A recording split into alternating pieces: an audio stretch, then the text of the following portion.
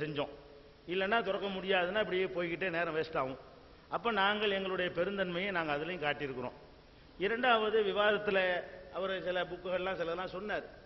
விவாதத்தில் இல்லாத தலைப்புக்கு அப்பாற்பட்டு விஷயங்கள் சொல்லக்கூடாதுன்ற ஒரு ஒப்பந்தம் இருக்கிற காரணத்தினால அதெல்லாம் நம்ம கண்டுக்கிறல. அதே மாதிரி தான் இப்போவும் ஒப்பந்தம் தெளிவாக தான் இருக்குதுங்க. ஒரு டாஸ் தான் போடப்பட்டிருக்கு. ரெண்டாவது அமர்வுக்கு டாஸ் போடணும்னு, மூணாவது அமர்வு டாஸ், விவரமான ஆட்கள் உட்கார்ந்து இந்த ஒப்பந்தத்தை எழுதியிருக்கிறாங்க. எங்கள் சைடில் விவரமான ஆட்கள் இருக்கிறாங்க, அங்கேயும் ஒப்பந்தத்தில் கலந்து கொண்டவங்களாம் இருக்கிறாங்க. அதனுடைய அர்த்தம் நாங்கள் அழுத்தமாக சொல்கிறோம், ஒரு டாஸ் தான், அந்த முடிவு தான் நாளுக்கும் தொடரும் என்று தான் இதில் இருக்கிறது. ஆனாலும் இது ஒரு இஷ்யூவாக ஆக வேண்டாம் என்பதற்காக வேண்டி நாங்கள் இதுலையும் விட்டு தந்து ஒவ்வொரு தலைப்புக்கும் டாஸ் போடுறத நாங்கள் ஒத்துக்கிறோம், இணங்கி தான் ஒத்துக்கொள்கிறோம். ஒப்பந்தத்தில் இருக்கிறது ஒரு டாஸ் தான். இதுதான் என்னுடைய கருத்து. இப்போ தேவைப்படாதுன்னு நினைக்கிறேன். அவங்க டாஸ் போடுறது நான் ஒத்துக்கிறோம். எனக்கு அனுமதிக்கல. அருமை சகோதரர்களே, இதில் விட்டு கொடுக்குறங்கிறதுக்கு 100 இல்லை, கோடியில் ஒரு துளி அளவிற்கும் இடம் இல்லை. ஒப்பந்தத்தில் என்னன்னு சொன்னா, ஒப்பந்தத்தில் இருக்கிறது ஃபர்ஸ்ட் தடவை டாஸ் போடப்படும்.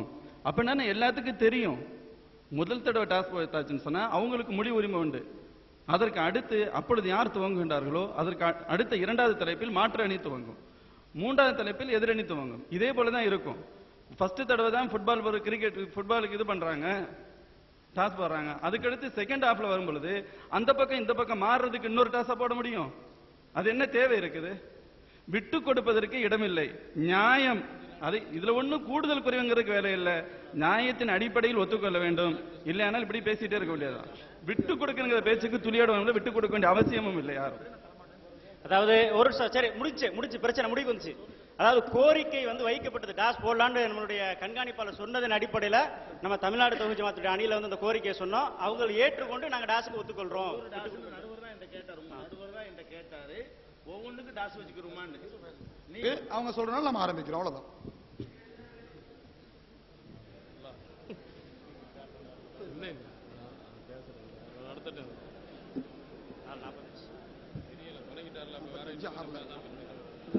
அஸ்ஸலாமு அலைக்கும் வரஹ்மத்துல்லாஹி வபரகாத்துஹு.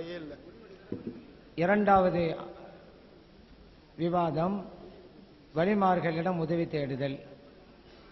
இப்ப நம்ம விளங்கணும், இறைவனிடம் உதவி தேடுதல் அப்படிங்கிறது எல்லோரும் நம்பிக்கிட்டு இருக்கிறோம், அதுல பிரச்சனையே கிடையாது.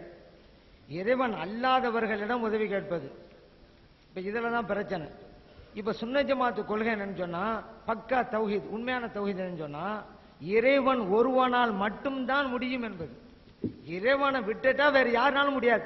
அது உயிரா இருக்குது முடியும், அதெல்லாம் கிடையாது, முடியாதுதான். ஏன்? அல்லாஹ் குர்ஆன்ல சொல்லிட்டான், வ அன்னல் குவ்வத லில்லாஹி ஜமீஆ, ஆற்றல் அனைத்தும் அல்லாஹ் ஒருவனுக்கு தான், வேற யாருக்கும் இல்லைன்ட்டான். அப்ப நமக்கு அது சக்தி இருக்குன்னு சொன்னா அப்ப அல்லாஹ்வுடைய வசனத்தில மீறுறோம். அல்லாஹ் ஒன்னு சொல்லுவான், எனக்கு தான் எல்லா சக்தியும், நம்ம சொல்லுவோம் இல்ல உயிரான் தான் சக்தி இருக்கு. அப்ப அல்லாஹ்வோட சொல்லுக்கு மாத்தமா போச்சு. அல்லாஹ்னால தான் முடியும். அப்ப நம்ம எல்லாம் முடியுது அப்படிங்கிறது இறைவன் நமக்கு வழங்கிய அந்த சக்தியால செயல்பட்டுக்கிட்டு இருக்கும். அந்த வழங்கும் சக்திங்கிறது உயிருள்ளவங்களுக்கும் கிடைக்கலாம், உயிர் இல்லாமங்களுக்கும் கிடைக்கலாம்.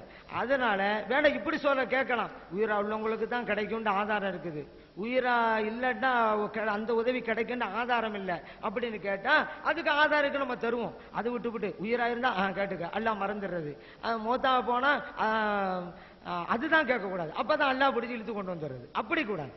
ஏன்னா அது சரியான தௌஹீத் இல்ல. முடியாது என்றால் யாருக்கும் முடியாதுதான், உயிரா உள்ள மனிதனுக்கும் முடியாது, மையத்தா இருந்தாலும் முடியாது. யாருக்கு முடியும்?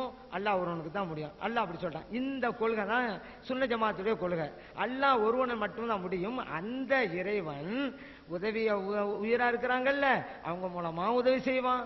அதே போல மோத்தா பேர் இருக்கிறாங்கல்ல அவங்க மூலமா உதவி செஞ்சிருக்கிறான். ஆதாரம் இருக்குதான்னு வேண்டுமானால் கேட்கலாம். அதை விட்டு உயிரா இருந்தா கேட்டுக்கிறங்க, மையத்தா இருந்தா கேட்டா ஷிர்க். அது என்னது? அப்ப உயிரா இருந்தா கேட்டுக்கன்னு சொன்னா உயிரா இருக்கிற மனிதர்கள் அல்லாவா? நம்ம தான் அல்லாவை தவிர யார்ட்டும் உதவி கேட்டான்னு சொல்லி இருக்கிறோமே. அப்புறம் உயிரா இருந்தா கேட்டுக்கண்டா அப்ப உயிரா உள்ளவங்க அல்லா மாறிட முடியுமா? அப்ப வேண்டாம் இப்படி கேட்கலாம், உயிரா உள்ளவர்களுக்கு அல்லாஹ் அந்த சக்தியை கொடுத்திருக்கிறான், மையத்தா உள்ளவங்களும் சக்தியை கொடுக்கல, அப்படி வாதத்தை அவங்க வைக்கணும். வச்சாக்கா மையத்துகளுக்கு அந்த சக்தியை கொடுத்திருக்கான் நம்ம வைப்போம். அதை பொதுவாக நம்ம தெளிவா தெரிஞ்சுக்கணும். இப்ப எங்க கொள்கை என்னன்னு கேட்டா, அல்லாஹ் உதவி செய்வது இதுதான் உண்மையான உதவி. மற்றவங்க உயிரா இருக்கிறது மையத்துங்கிறதெல்லாம் இறைவனால் வழங்கப்பட்ட அந்த உதவி கொண்டு அவங்க செஞ்சுக்கிட்டு இருக்கிறாங்க நடைமுறையில. சரி, இது குர்ஆனில நிறைய இருக்குதுங்க. நம்ம கூட சொல்லுவோம், இப்ப இறைவனுக்கு சக்தி இருக்கு நம்ம சொல்றோமா இல்லையா? அந்த இறைவன் சம்பந்தப்பட்ட விஷயத்தையே இறைவன் தன்னுடைய அடியார்களுக்கும் இருக்கிறதாக நிறைய இடங்கள்ல சொல்றான். உதாரணத்துக்கு பாருங்களேன், ஷிஃபா கொடுக்கிறது யாரு? அல்லாதான். இதுல நம்மள யாருக்கும் கருத்து வேறுபாடே கிடையாதுங்க, அல்லாதான். ஏன்னா வைரா மரில் துபவு யஸ்வீன் அப்படின்ற குர்ஆன்ல கூட வருது. அதே நேரத்தில் அதே இறைவனை ஈசா அலைஹிஸ்ஸலாம் அவர்கள் விஷயத்துல சொல்றான், இன்னி உப்ரி உல் அக்மஹ வல் அபுரஸ, குருடர்களுக்கு கண் பார்வை கொடுப்பேன். யார் சொல்றது? ஈசா அலைஹிஸ்ஸலாம். அதே போல தொழு நோயாளிகளை குணப்படுத்துவேன். யார் சொல்றது? ஈசா அலைஹிஸ்ஸலாம். இது எங்க வருது? குர்ஆன்ல தான் வருது. இப்போ அல்லாஹ் ஒருவன் மட்டும்தான் சிவா கொடுப்பான் நம்ம நம்பி வச்சிருக்கிறோம். அந்த இறைவன் தான் இப்படி சொல்லி காட்டுறான். அப்ப இதுல தான் நம்ம விளங்குறோம். எப்படி விளங்குறோம்? அல்லாஹ் செய்யறான், தன்னோட அடியார்கள் மூலமாக செய்யறான். அதைத்தான் அவங்களே செய்வதா சொல்றது. அதே போல பாருங்க, மறைவான ஞானம் யாருக்கு